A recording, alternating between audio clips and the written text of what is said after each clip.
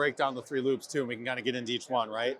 Distribution, a mechanism that compounds on top of itself as a potential independent loop for you to build habits of consumption in your audience, right? Second loop, which is aha moments. You get buyers into aha moments to get that moment where they go, aha, this person gets me, they made sense of my world. But ultimately, the other thing you do if you do that right in that loop, back to compounding results, is if you can get buyers to not just listen to that message, but actually speak it out to your other buyers. You get a compounding aha loop, which is what you're after, right?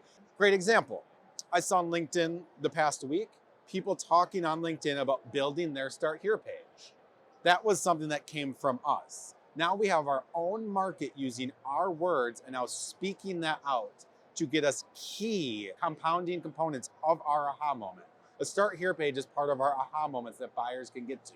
So we have compounding results there, right? This is what happens when you quit viewing this as a funnel you have to move people through in three loops that one can work together, but also independently. Same with core value. Buyers receiving your core value and then sharing that core value to get you compounding results, or potentially going to your aha moments, or then joining your key distribution loop. There's lots of ways they work when you view them as through three different loops, but also loops that can work together to get you the compounding growth that you are after. Think about all the true high growth companies. That's what they did. Think about Salesforce, right? When they did No More Software, they got people speaking. Today, people still speak that stuff. I have heard from other agencies, them talking to them and saying, yeah, we have a customer that wants to build a Start Here page. There's nothing more powerful than your buyers talking to your competitors using your messaging. We've heard this for a few years now. DG, when he was over at Drift, was saying like, you know, their words, right? Use their words. So they were talking about marketers being their audience, right? Using their words in your marketing to them, as opposed to just like making up your own stuff. And that has validity too. But when you're able to present your terminology through an aha moment, which they also did with conversational marketing, whether you call that a narrative thing or a category thing, that doesn't matter. What matters, people got so stuck on that, right?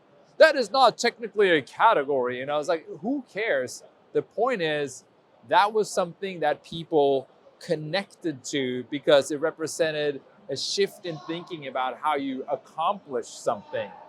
The Start Here page represents a shift in thinking about how you get your narrative out in a way that's more impactful than just like updating a couple of words on the homepage or, you know, burying something in some other materials or whatever. Like, yeah, why can't there be an entirely new page completely dedicated to just telling the narrative, right? Like, oh my gosh, like, yeah, perfect. And call it Start Here, get people to actually start. Like, that's a real aha. That's what the formula is, right? So we think about distribution, aha moments, core value. Those are the three big buckets that marketing can control. So it really enables marketing to control their own destiny. Can we pause on that for a second? You know, I think there's probably marketers that would think, wait a minute, these are the three main things. No, but I can control, you know, my creative, and I can control what I put into these channels, and like, but that's output, right? That's also table stakes, I think I would say. Yeah. I like when I'm talking about getting distribution, like it's table stakes. Like you have to have top creative, right? You can't go out with mediocre messaging. Like that's table stakes across the board. So yeah, like those are expectations. Exactly. And I just think it's important because whenever something new is introduced, you know, some people will pick up on it right away and they'll buy into it.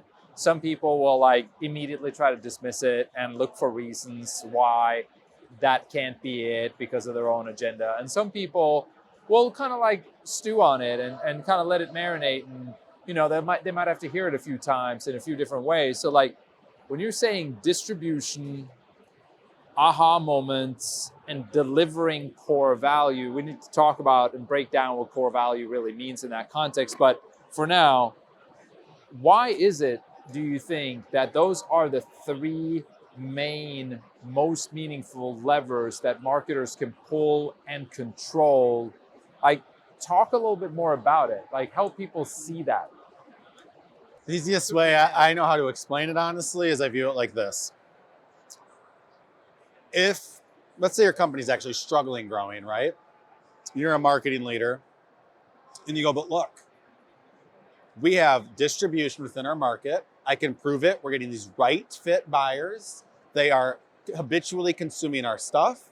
I can get more buyers into that distribution loop without increasing cost to do that. So, I was getting 100 in a month on our distribution loop. We can go to 1,000 a month. There's no increase in acquisition cost, right? It's proportional. We are getting our market to distribute and create habits of consumption.